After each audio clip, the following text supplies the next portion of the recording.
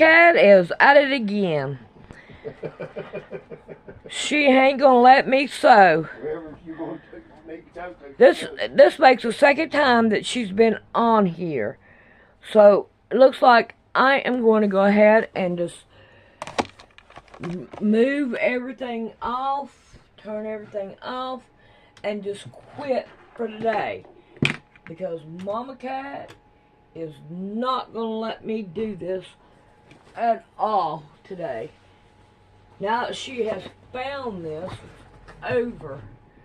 And I'm probably going to have to do this more time. No, I'm not, neither, Mama Cat. Because I don't want to lose all my stuff here. I know you're laying on some of it. Alrighty.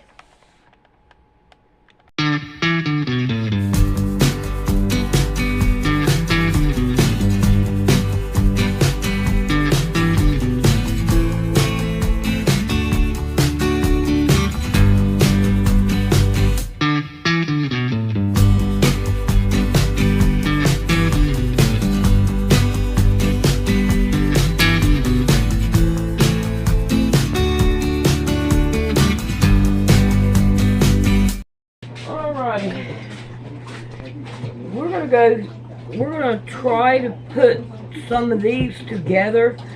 I'm running out of colors, and I'm gonna try to put some together. I got to have 22 all together. So, and I've only got like 10, 11, 12, 13, 14 in there. So I'm gonna see what I can do about pushing some of these together. But first we're going to finish this one that I've got to get done. Going out there to help people where you can, and you're going to be doing things that maybe there's a lot of people out there that are out there trying to help that don't even know to do, right? So that's what you're taking donations for. You are a personal friend of mine. I didn't just meet you here at Walmart. You're a personal friend of mine. You've been on the podcast several times. So I want you to, once again, tell them the channels to plug into for more up-to-date information as you discover things, because you're going to be my boots-on-the-ground reporter through this process, but also tell them where they can donate. Now, you are somebody that you're taking donations, and I know there's been a lot of people saying that, you know, don't give to GoFundMe's because you don't know where the money's going. If you donate to your to Williams Give Send Go, it is going directly to 100% to the cause of getting supplies out to people in North Carolina, Tennessee, and things like that. So tell them where they can go for that as well. So if you go to my YouTube channel, The Permaculture Consultant, you can, like the last two videos I did, you'll see the links down below. If you go to Perma Pastures Farm, which is my parents' YouTube channel, they also have more links. They have a link that's like a donation to WNC farmers, because a lot of farmers that weren't affected as bad have donated all of their food, and stuff that they would typically sell has all gone to donation. There's a fund to repay those farmers. There's another fund to repay a bakery in West Asheville that has been feeding people for free this whole time. Also, if you go to Grindstone Ministries, that's an awesome place to donate to, even outside of disaster events. But if you go to Grindstone Ministries, that's going to a lot of equipment work and a lot of the first aid type equipment that's needed in these situations. Yeah, I mean, like, I know a lot of people have hesitation giving money to certain organizations because they know a lot of the money is going to go up to, like, administration fees. None of this money is going to administration fees. I'm keeping track of everything that we're spending. I'm trying to video document everything. And I'm also going to try to give you guys, like, a real understanding of what's going on in those locations. I know that there's a lot of people on YouTube that are either downplaying what's happening because they're shills for the government or FEMA or whatever, and then there's, on the other side, there's a lot of people who are over exaggerating what's going on because they want clicks on their YouTube. My goal is to show you guys exactly what is happening accurately, so that way, like, if I say, hey, there's, like, don't worry about any more donations, like, we're good, you're not, like, wasting your money, and it's not just going into the ether or into somebody's pocketbook or anything. Yeah. All right, man. Well, good luck on your journey, and keep us posted. Thank you so much, man. So that's, excuse me, man, my voice again. That is William. And again, friends, I will tell you that William is an actual real life friend of mine. I actually don't have very many of those, but I trust him. I mean, let me just tell you the kind of person that William is, because I wasn't planning on spending this much time on William, but I think it's important because I really believe in what he's doing. And let me just tell you, I moved to Tennessee. He contacts me just to offer support and help with my journey of farming. He comes out to meet me and to help me fix some things on my house after we moved in. No charge. He drove 2 hours, over 2 hours. It was actually, I think, closer to 3 hours. He drove to come help me. And then he's just been back and forth so many times helping me with electrician, because he's an electrician, by the way. He does electrical. So he's helped me with electrical work and just a bunch of different things around the house. And then one day he calls me and he says, "Hey, do you want to get pigs?" And I'm like, "Yeah, eventually I think I want to get pigs." And he's like, "Hey, I got a guy that's going to hook you up and stuff." And he hooked me up with 2 baby pigs, and he came out from North Carolina with me to bring the pigs to my home and get me set up. He set up the whole thing with me, and never asked for a dime. And then probably about a month later, he calls me and he says, "Hey, do you want to get those chickens going?" I said, "Yeah, I'd like to. I guess I got to get down to the store and get the baby chicks and stuff, because, I have the chicken coop built now." And he said, "Don't worry about it. I'll bring 10 chickens to you today." And he brought me 10 fully grown egg-laying chickens that were about a year old to get me started on chickens. And no charge. Didn't ask for anything. Just brought them. And then a while later, he called me and he said, and I don't remember how long ago, this is over a year ago now, about maybe a year and a half ago, he called me and said, "Hey, can you do us a favor? Do us a favor, not me. I don't want you to do me a favor as in like come here or anything like that." He said, "Can you do us a favor? Can you take a 400-pound pig off our hands?" And I'm thinking he means bringing a pig to live with my other pigs. No. They had to process a pig, and they didn't have enough room in their freezer. So he processed the pig, went through the work of, getting it all taken care of, put it in a lot of coolers, and brought a 400-pound processed pig to my house for me to store it in my freezer and stock up my freezer. That's the kind of person William Bond is and his family is. The Bonds, he mentioned their YouTube channel as well. They are the kind of people that literally will give you stuff. They give stuff away all the time. They do not worry about what the next meal is going to come for. They just bless people, and they know it's going to come back around. And they are a living example of how God takes care of those who take care of other people. They just really are. They're the kind of people you dream of meeting one day. Amen. And so all I can say to you is I have had multiple interactions with William, dozens of interactions with him since I've moved here. And for somebody who lived hours away and even longer now, since he's been to Texas, he's been here with me for 3 or 4 times. The guy is he is what he says he is, and he's doing what he say he's doing. So if you still don't trust him, if you still don't trust it, I am not going to fault you for it. I am very cautious with where I put my donations as well. But I will tell you that from me to you, I trust William. And so if you feel like you've been looking for somebody that's going to be boots on the ground helping, and you want to help that person help other people, William Bond from Permaculture Consultant YouTube channel is the guy that I trust. I would trust him with my life. I promise you with that. So his link is in the link below. So when you go and click on the link that I created for the help page on our website, he is listed there as one of the locals that you can donate to. And if you feel inclined to do that, feel free. So there is another guy coming from Utah, and I'm not going to name drop him because I don't know if he's going to get in trouble for this or not. but he texted me this morning, and let me pull up the text from him. And basically, he asked me, let me see here.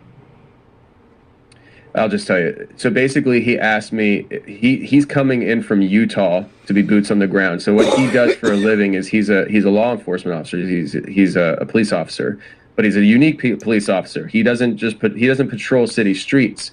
His job is to go out into the wilderness and patrol the wilderness. So he goes out into vast amounts of wild nature and wanders looking for crime. That's his job. And his employer, his boss, is sending him out here to basically do his job and help out here. Now, I don't think he's going to be really looking for crime as much as relief effort. And he says to me, let me preface it by saying I know you're busy. I also, would you be interested in riding with me for a day while I'm out here working? Sounds like the current mission set is primarily search and rescue / recovery, road clearing, and delivery of supplies to remote locations. So basically, what William is doing is what this man is doing as well. So I told him yes, and I'm going to let him figure out if it's a possibility or not. But sometime next week, possibly, I might be going out there to hopefully get my hands dirty on some things, because my heart's desire has been there to just drop everything that I do and just be out there like William is. But I've had conversations with William and other people, and they have all told me that my best use is sitting here to be the voice. So that is what I am doing today, and I will continue to do when there's relevant information to discuss. But if I have an opportunity to get out there to be on the scene, to be able to tell you what I've seen and what I saw, I will, and I would be attempting to film what I can, but I also don't want to be a tourist. You know, I'm there to help. So stay tuned for that. And I wanted to talk to you as well about some of this other stuff. So let me talk to you. We kind of hit on, you know, the response of government like FEMA. And there's been a lot of rumors out there as to what is what. You know, are people actually, are they actually encountering being turned away from helping people, or is that just an information overload that people are sharing to muddy the waters? So I want to share this with you because this is something that has been going around.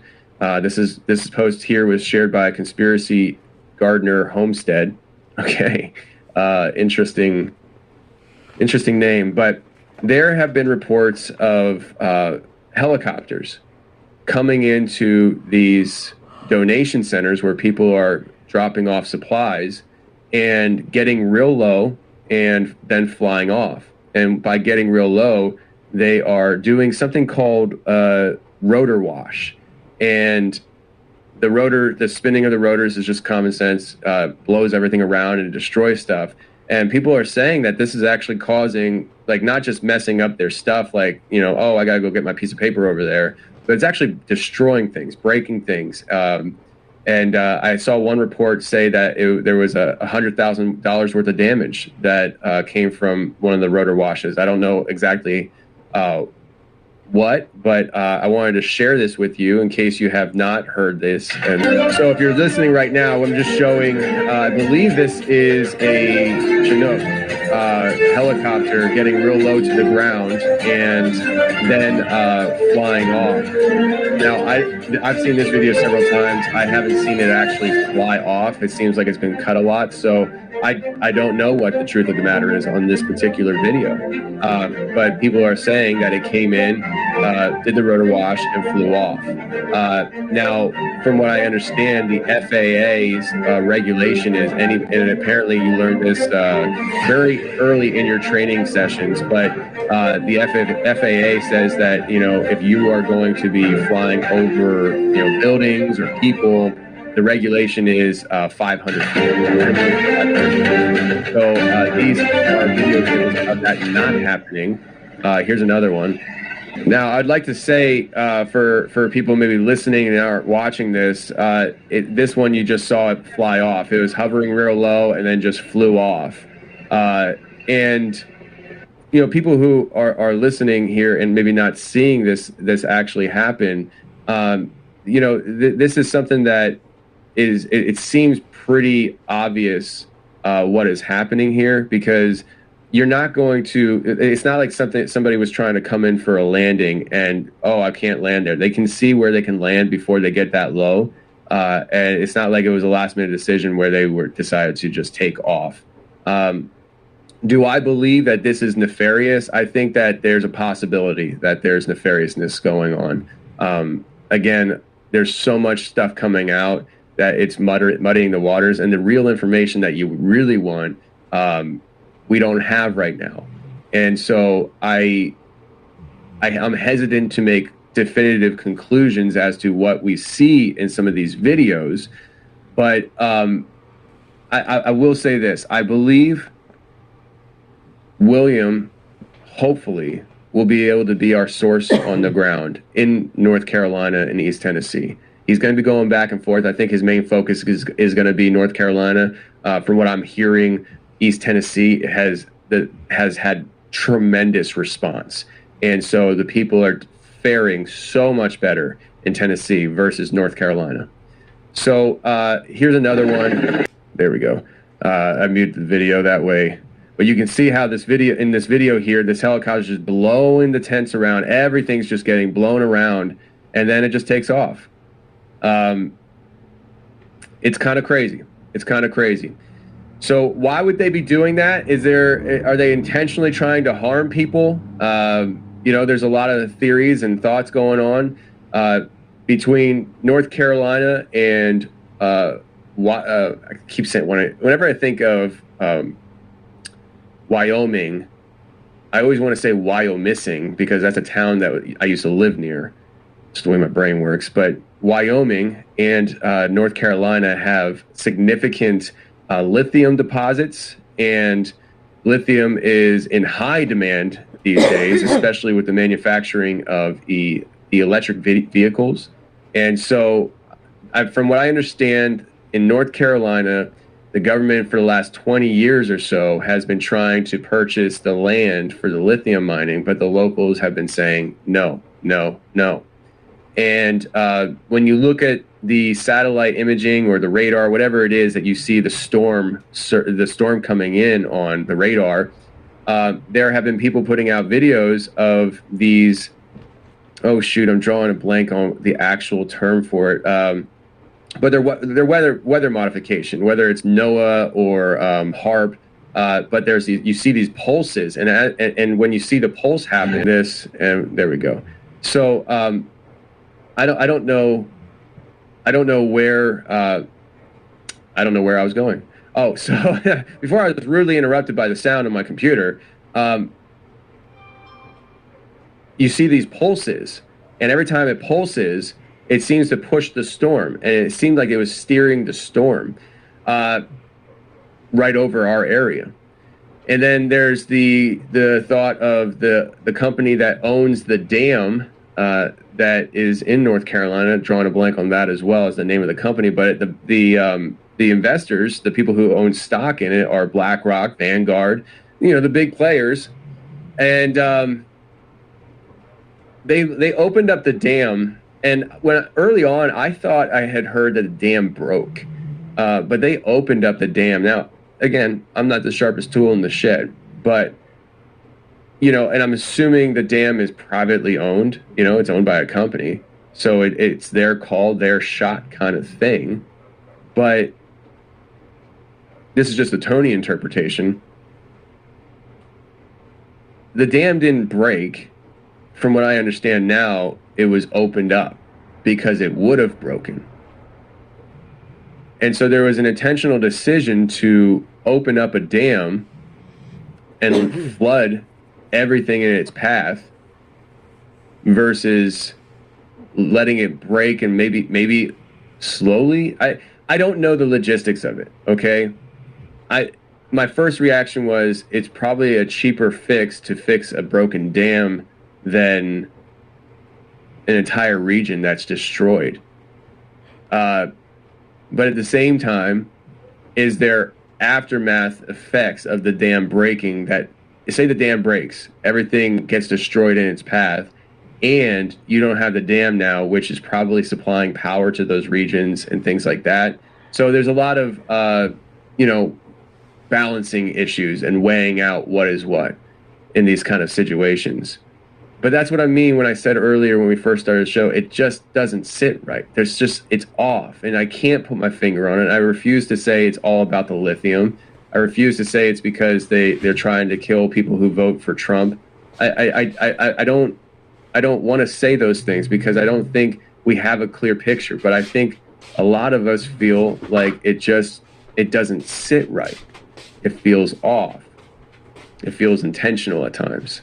You see these rumors of FEMA, and William said that he didn't tell us that he had direct interactions with FEMA, but he said FEMA's nowhere to be found. He's been out there for about 48 hours now, and he says they're nowhere to be found. So that's a problem. There's a problem with the lack of funds for this situation. There's a problem of funds going other places instead of the situation, out of country, after the event already happened. So there's a lot of questions, it makes you just your stomach turn a little bit. The idea of how many people passed away and died. They're still finding people. I think I just saw a report yesterday in passing. I was out doing things. I didn't have time to actually read it, but it seems like they found some kind of warehouse or factory that the people inside didn't get out. And so I don't know how many people passed away there. How many people have children that are now orphans? How many orphans are out there that haven't been found yet and are still trying to survive and looking for their parents? I don't know these things, but I know that this is a gigantic. This disaster. It's larger than anything I could ever remember. Okay, I wasn't alive during Mount St. Helen. That was in the early 80s. I was born in 85. I remember my mom, when I was growing up, my mom telling me that in Pennsylvania, the ash was falling on cars in Pennsylvania because the jet stream pulled the ash. I remember I recently saw a video of Mount St. Helen exploding, and I think it might have been the first time I ever saw it. But it looked like the mountain was melting. Terrible disaster. The hurricane in New Orleans in 2005, and now I'm drawing a blank because I've been saying Helene so much, but you guys know what I'm talking about. That was a terrible disaster. Terrible. Awful. This disaster is on that level, but spread out over such a large area. And that's what I just can't stress enough. I can't even comprehend where you start to rebuild. Some of these places, I really believe they're going to throw their hands up and say, we just can't. It's done. Like when William's saying that he sees the roots of mountains, that means that what existed there is gone forever. It doesn't exist anymore. So weather modification is a very real thing, and I'm not going to read through this whole thing here, but I found this fella on X the other day, Health Ranger, at Health Ranger. Let me share my screen here so I can show you what he said. So here we go.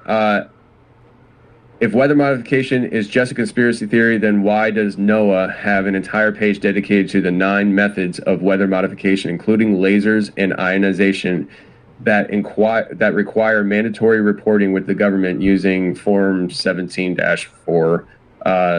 This NOAA page also lists over 1,000 weather modification experiments that have been filed with the government. So you go to this page. Will it pull it up for us here? I don't think it did. Here, let me stop sharing and reshare this page for you. I thought if I clicked the link, it would actually just keep sharing, but apparently not. So let's share this thing here for you. So this is NOAA, library.noaa.gov/weather-climate/weather-modification-project-reports. That is the URL. And it's an entire page dedicated to it. And you have this list of 9 right here, including using lasers or other sources of electromagnetic radiation. This is something that is just, it's not a conspiracy theory. I don't think many of you watching or listening right now maybe ever, but at least right now believe that it's fake. It's not real. They have been talking about this for a long time. In fact, the state I live in Tennessee, they outlawed chemtrails. Our skies are much bluer these days. They don't do chemtrails in Tennessee anymore, theoretically. Maybe they do while we sleep. So weather modification is absolutely real, and the latest of that possibly is Hurricane Milton in Florida. Now, when I first heard about Hurricane Milton, people were worried that it was going to be coming for Appalachia again. That was the fear. Early on, it became apparent that it wasn't going to be steered that direction. But again, I don't know these things. I don't have. I never went to school for this stuff, but I have seen people who have gone to school for this stuff saying on X and online that they've been watching weather patterns and following the hurricanes for 30 years as a profession, and they have never seen a hurricane form on the west side of the Gulf and head east towards Florida. And then I saw a graphic. I don't have it available now, but I saw a graphic. It happened 4 other times in history, and 3 of the 4 times was in the 1800s. 20 perfectly placed 20 years apart. Which, if it happened in current modern times, we'd be saying it was weather manipulation, weather modification. I don't know. Maybe they were doing weather modification back in the 1800s too. But it was for a 60-year period. Every 20 years, a storm did that and headed towards Florida from the west. But it hasn't happened in like over 100 years, and it's happening now though. So is it natural, or is it something that happens very rarely? They didn't always track. They didn't always have this kind of data to track hurricanes. So is it something that happened a long time ago, and it hasn't happened in over 100 years? I don't know. But it's information that I relay to you. Because right now, it is a Category 4, or it has it turned 5 yet? I think it turned 5 now. But it's barreling down on Florida right now. My neighbor, who lives next door to me, let me say this. This storm is going to hit directly on Tampa. Tampa, Florida they're talking about 15-foot to 20-foot surges. That means everything's underwater. The I just found out this morning the Central Command, the United States Central Command, is stationed in Tampa on the bay, literally on the bay. So we do have a national problem here if Central Command gets knocked out, and for how long. I imagine they have backup power and they have everything figured out, hopefully, but they're right there on the water. They're going to get hammered by this. My neighbor's from Florida, from the Tampa area, and he texted me, I think it was Friday last week, that he was heading back to Tampa to visit family. And he is there right now. He's there right now. And I texted him this morning, talking to him, asking how things are going. And, you know, he's a Florida guy. They just speak different about these things. They don't, it doesn't bother him as much, I suppose. But he said, we're about to get it. 2 o'clock in the morning tomorrow is when it makes landfall. It appears that it might veer just south of us by a few miles, but it'll be so close, I doubt it will matter. And then he sent me a screenshot of the path and where he's at. He's directly in the path. I asked him, who are you with? Do you have enough high ground, or do you have high ground? I'm hearing 15 foot